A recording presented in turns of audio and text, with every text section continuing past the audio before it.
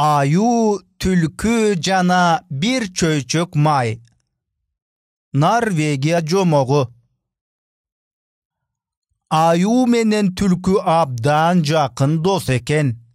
Түлкүнүн айтканы боюнча алардын ортосунан суу дагы өтпөйт. Ал эми аюнун айтканы боюнча досу каалаган кезинде сызга отургузуп коет. Bir günü экөө айланып жүрүп, дыйкандын арабасынан bir чөйчөк майдын түшүп калганын көрүшөт. Кышында жейбиз деп, бүлдүркөндүн түбүнө көмүп коюшат. Уктап, эртең менен турар замат түлкү секирип туруп, "Кел атам" деп кыйкырган бойдон чуркап кетет. Уйкусу катуу аю аны укса дагы кайра уктап калат. Түлкү катып койгон майларынан бир аз жеп кайра келет. Келип уктап кайра турушканда аю түлкүнүн оозунун айланасынын эмнеге май болуп калганын сурайт. Биздин туугандардын бириси балалы болуптур. Ошолор тамак беришти. Аябай жедик да. Ошондон оозум май болуп калды, деп койду.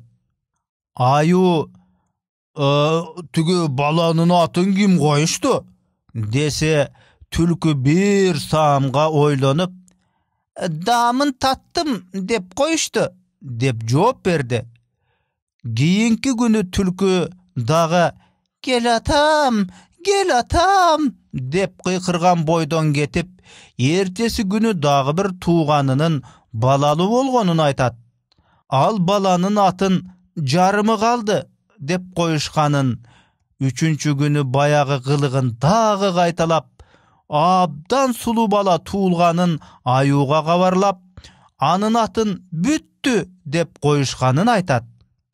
Bir günü ayunun may jegisi gelip, bir dam tatsam деп барып караса, бош идиш турат. Ачууланып, "Муну экөөбүздөн башка эч ким билчү эмес. Түлкү, муну сен эле жедиң" деп ачууланат. Түлкү куулугун пайдаланып, "Балким сен жедиң. Түнү басып кетчү адатың бар эле. Экөөбүз чогуу кайра бир түн жатып көрөлү. Эртең менен кимдин оозу майланат экен көрөлү" деп аюуга бир тийди. Уйкусу катуу болгон аю кайра эле терең уйкуга кирди.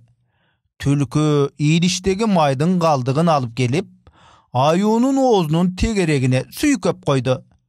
Эртең менен аю ойгонуп, оозунун май экенин байкап, "Чындап эле мен жегем го" деп ойлоп, түлкүдөн уялып калды.